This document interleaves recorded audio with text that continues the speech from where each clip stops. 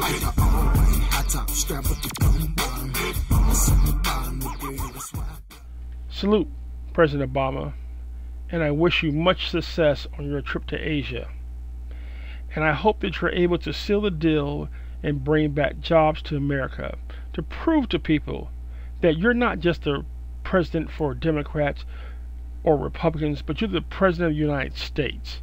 And that means you're the president for everybody.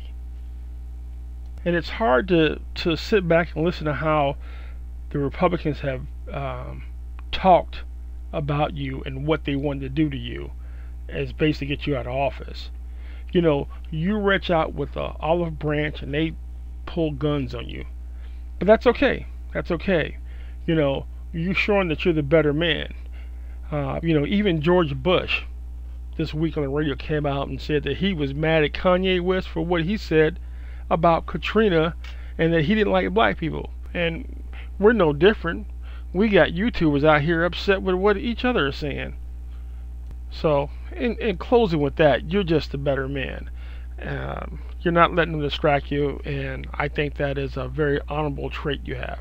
You know, the trip here, they even clouded that up. You know, they said there was 34 warships, and you were spending $200 million a day.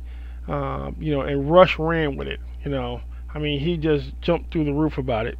And of course, Miss Michele, there, our senator out of Minnesota, she picked it up on some BBC net or whatever out here on the internet, and she ran with it. And you know what? If there's a need for 34 warships, then you should have it because you're the president of the United States of America. But you know, the Navy says 10% of their fleet, and they don't have 10% of their fleet guarding you. But I'm saying if they need to, then they need to. You know, just look at how the lies are flying. And I'm happy that some of the news agencies didn't report because, you know, just 2 years ago where you're going, there was 160 people killed and there was like 3 or 4 terrorist bombings there. You know, but you're not looking at that. You know, you're going there and you need to make a point of how to bring jobs to America. And on top of that, you're going with the G4 over in South Korea. And a lot of people don't know right now, but China is up in their military like crazy, and they have everybody in Asia right now scared because they're basically building up this huge army that's almost unstoppable besides us. So people don't really realize how dangerous a situation you're going into, which I'm pretty sure a lot of GOP don't even care. But in closing with this here, you know, we have the unemployment bill coming back up again, and we got 26 days before everything stops again. And like Solitary Fraction said, you know, let's ask them to go for broke. There's nothing to lose in this. They've got nothing to lose. Matter of fact, it'd be a nice way to slap the freaking Republicans in their face on the way out the door.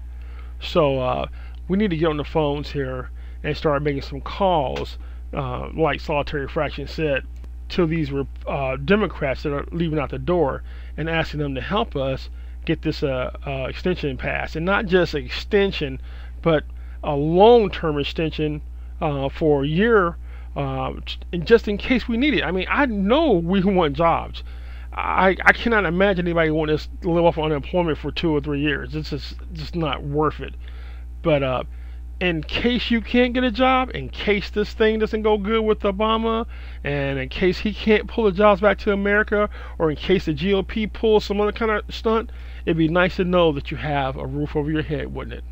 Oh, and by the way, if you really want to know why Senator Reid got reelected, it could have been something to do with that late night meeting that the casinos had. Now you know the rest of the story.